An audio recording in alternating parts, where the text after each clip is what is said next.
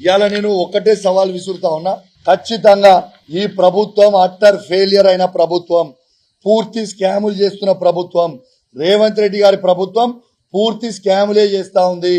నేను చెప్పిన దానికి పక్కా ఆధారాలతో నేను బయట పెట్టినా, దాన్ని ఎందుకు మీరు స్పందిస్తలేరు? తమిళనాడులో డిసెంబర్ 3, 2021 నాడున గ్రూప్ 4 ఎగ్జామ్ అయింది. ఆడ 2 సెంటర్లల్లా 40 మందికి వస్తే దాని మీద సిబిసిఐడి ఎంక్వైరీ తమిళనాడు గవర్నమెంట్ వేస్తే గ్రూప్ 4 ఎగ్జామ్ ని క్యాన్సిల్ చేసిర్రు. ఇది కూడా ఎంక్వైరీ చేయర్రి.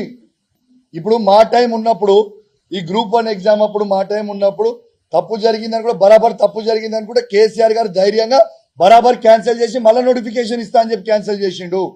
ఆనాడు కరీంనగర్ ఉన్న పార్లమెంట్ సభ్యుడు బండి సంజయ్ గారు ఆనాడు ఎగిరెగిరి పడ్డాడు. ఇవాళ బండి సంజయ్ గారు ఈ భారతదేశానికి హోమ్ మినిస్టర్ తనే. ఇదే విద్యార్థుల కోసం ఆ రోజు బాగా మాట్లాడిన బండి సంజయ్ గారు ఇవాళ ఎందుకు మాట్లాడతలేడు? ఎందుకు నోరిప్పుతలేడు? నేను బండి సంజయ్ గారు, ఇవాళ భారతదేశానికి మీరే హోమ్ మినిస్టర్, ఖచ్చితంగా మీరే భారతదేశానికి హోమ్ మినిస్టర్. ఇలా తెలంగాణ నిరుద్యోగుల మీద మీకు ప్రేమ ఉంటే, మీకు నిజంగా అభిమానం ఉంటే మీరు సిబిఐ ఎంక్వైరీ చేపియండి. సిబిఐ ఎంక్వైరీ చేపించి నిజాలు తేల్చండి. ఇలా బీజేపీ వాళ్ళు ఎవరు కూడా ఎందుకు మాట్లాడతలేరు? ఇలా రేవంత్ రెడ్డి గారి దగ్గర నుంచి లాలూచి పడుతున్నారా? కిషన్ రెడ్డి గారు ఎందుకు మాట్లాడతలేరు?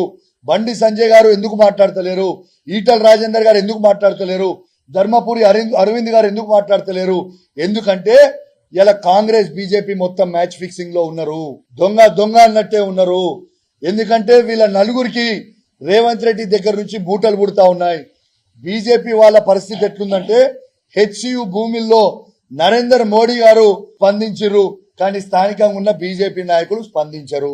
ఎందుకు స్పందించారంటే వాళ్ళకి రేవంత్ రెడ్డి గారితో లాలూచి ఉంది కాబట్టి. లేకుంటే ఎందుకు మాట్లాడతలేరు? మరి ఖచ్చితంగా మీరు మాట్లాడాలి కదా.